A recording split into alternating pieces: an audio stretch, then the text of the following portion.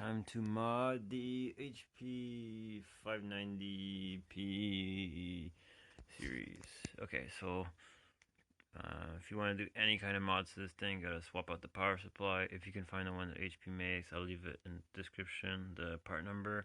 But it's like super expensive and it's totally not worth it. And today I've got this this thing, our RPTFX 420 watt. It's going to replace the 180 watt power supply we have in there. Only thing is that when you unbox it, none of these wire ends are going to match up.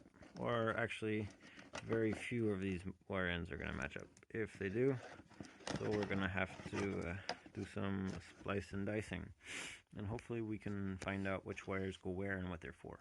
Or hopefully the colors are going to match. Side of things, we're going to make sure it's turned off.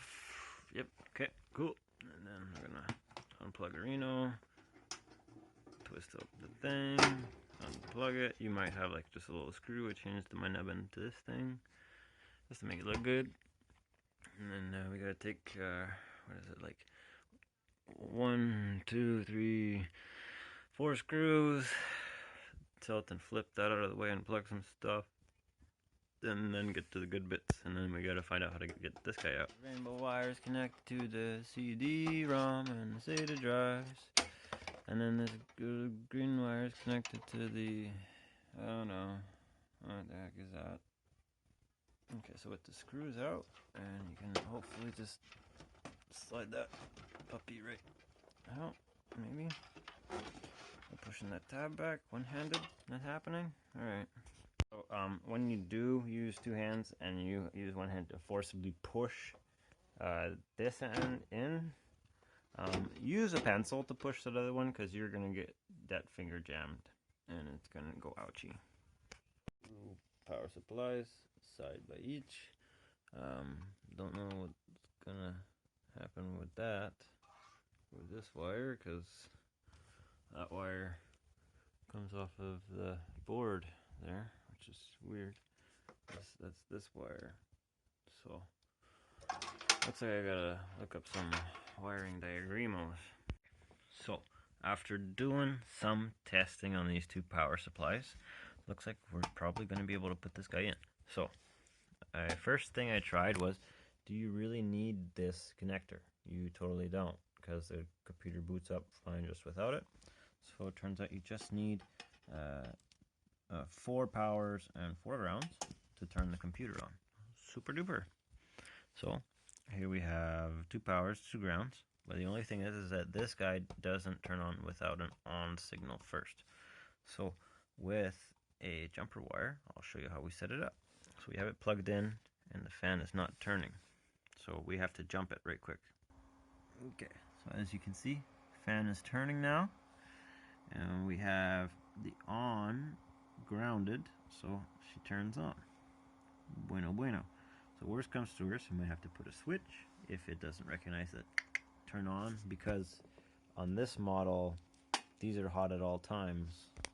And on this model, this is only hot when that's hot. So if it needs power to send the signal to this to turn on, then guess what? It can't do that. So you have to flick this on and then push the computer on. But that wouldn't be the end of the world for more power. Way too late to say at this point, when you have the wires cut, to say like, I'm turning back and I think I'm going to enjoy my warranty period, or such lines as I think that nothing could possibly go wrong at this point. Yeah, don't go saying stuff like that, because this is really uncharted waters here. Unless you're watching the YouTube video, in which case everything went well.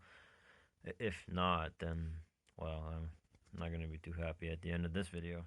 It's a little bit longer, this power supply, than the stock power supply, so it's not going to go back into the stock spot. And if you're not happy with it wedging in with 2 screws, and I'm not happy with it wedging in with 2 screws, then get yourself, like, you know, a lid to something like this, or you can use the stock power supply and make yourself an adapter plate from that. But that one, I don't know, this might go to a viewer or something if theirs is busted. But this here, this thing is awesome. So we're going to try and make an adapter plate, because as you can see, we have some gappage here. We don't want too much dust getting in.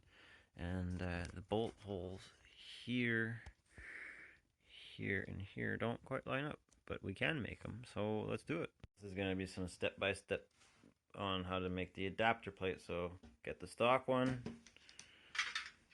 put it on, a piece of crap steel. Try and get one of the snowflakes in the pattern if you can. If you can't, whatever, you know, and then you just go around with the. So now I got it all cut out here. It's good, good.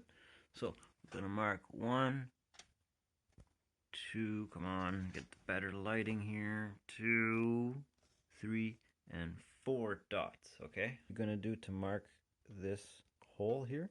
You just keep the Sharpie still, and you slide the thing back, and you dot it. Use both hands, okay? And for you know, for YouTube's sake, I'm gonna put golden screws on the computer just because I can, and they're laying around. Now we mark up the sections that we have to take out, and we start cutting, and then we're really sad that we don't get to keep any snowflakes. We got our adapter plate all made up. Just check it, see if it lines up on this guy. Oh, backwards. Stock power supply. Yep. And then the other guy. Oh, I just put it in the computer already. Plate there. We still have the fan we installed. Now it's a way bigger fan in there, and we can put a graphics card now. So yeah. Let's just pop that in and see what's up. Oh yeah.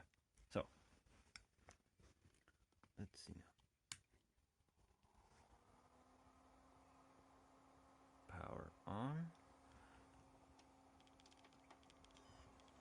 Turn that guy on. Fans are spinning. And come on. We have ignition. Perfecto. Perfecto.